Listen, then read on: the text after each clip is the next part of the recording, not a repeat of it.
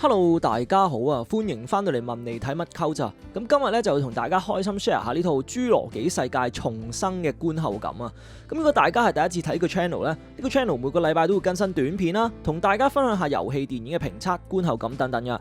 每個禮拜亦都會固定直播啊！咁所以如果你係中意遊戲或者電影嘅話咧，記得訂閱同埋撳埋鐘仔全部啦。咁喺出片嘅時候啦，又會有新嘢通知大家啦。咁我呢啲蚊型嘅 channel 咧，更加需要大家每一位嘅 like 咧推廣出去嘅。多謝大家嘅支持啊！咁故事咧就講述經歷咗侏羅紀世界第3集事故嘅5年後啦，人類文明世界對恐龍嚟講咧已經係極唔適宜嘅存在啦。加上因為赤道嘅氣候咧，同呢啲恐龍曾經生活嘅環境相似啊，咁所以大部分僅存嘅恐龍咧都集中喺赤道附近生活。而曾經嘅侏羅紀公園秘密基地亦都被各國列為禁區啊。咁秘密任務專家 Sora 咧就受到一間製藥公司嘅秘密邀請，打算揾佢幫手喺禁區內啦拎3種恐龍嘅血液樣本。計劃利用呢啲樣本咧，研發出一種心臟藥物啊！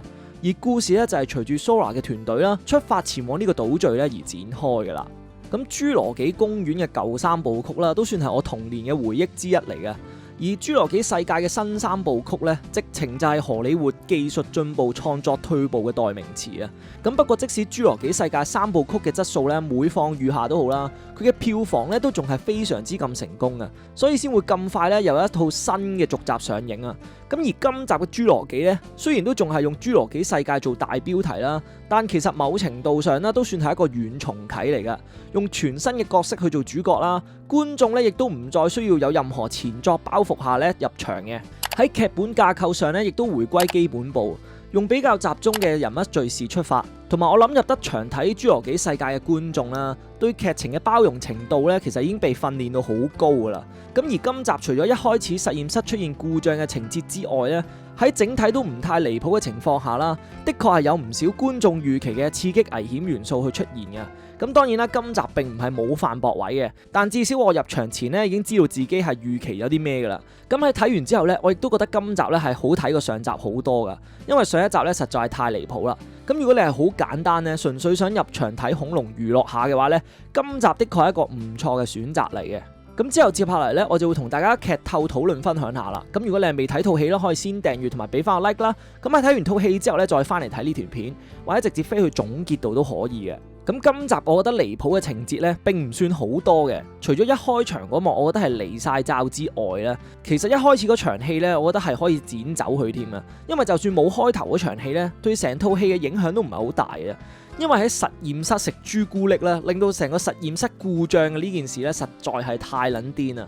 我喺睇到嘅時候咧，真係懷疑自己睇錯，同埋點解可以成個戲組、成套劇嘅人都可以俾呢件事出到街嘅呢？真係百思不得其解啊！不過撇除呢部分啦，今次套戲都算係侏羅紀世界系列入面啦比較好嘅一集嚟噶。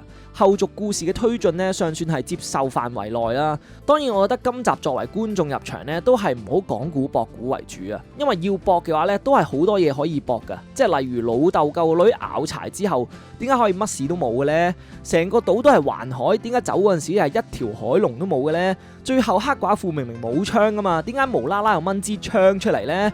明明揾到嗰條龍個巢穴啦，點解個黑人又要無啦啦喺度揼石仔整個支撐點引條龍過嚟呢？等等。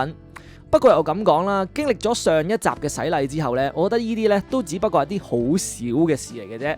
成條故事線嘅組成推進呢，亦都有少少似翻侏羅紀公園嘅第一集啊。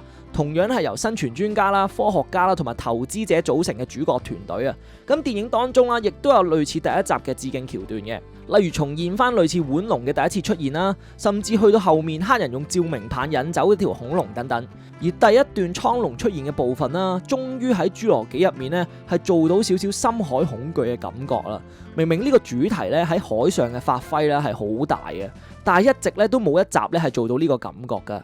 之前嘅集數雖然都有蒼龍出現啦，但係都只係配角色咁樣過場嘅啫，營造出嚟嘅壓迫感咧係冇今集咁高啊。最後嗰隻實驗品異形恐龍出場嘅氣氛營造亦都幾好啦，用直升機同煙霧去襯托，體現出佢嘅份量係有幾巨大啊！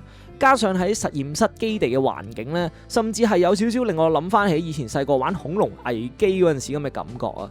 但係可惜嘅係呢，我覺得佢出場嘅時間呢都係實在係比較少嘅。至於文戲嘅部分咧，其實都係交代同埋推進劇情為主啊。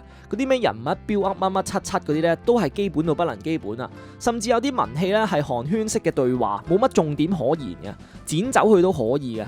核心表達上面亦都係老土到不能再老土啦。不過好在咧，呢套戲嘅文戲部分唔算好多啦，而且我諗入得場嘅觀眾啦，都唔會太過 focus 喺呢一點上面嘅。咁最後就嚟個例牌嘅總結比分啦，我會俾呢套《侏羅紀世界重生》咧C+噶。如果唔係一開頭嗰場鳩屎戲咧，我相信呢套戲嘅整體滿意度咧會更加高嘅。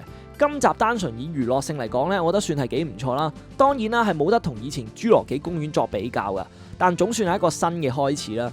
至於所謂嘅重生咧，係咪真係可以將侏羅紀系列重生呢？咁我相信係冇人理啦，亦都唔使理嘅，因為即使侏羅紀世界第3集咁爛都好啦，都仲可以喺全球票房大收10億美元嘅。咁證明呢個 IP 嘅吸引力咧，仍然係強到可以將一個爛嘅劇本咧起死回生啊！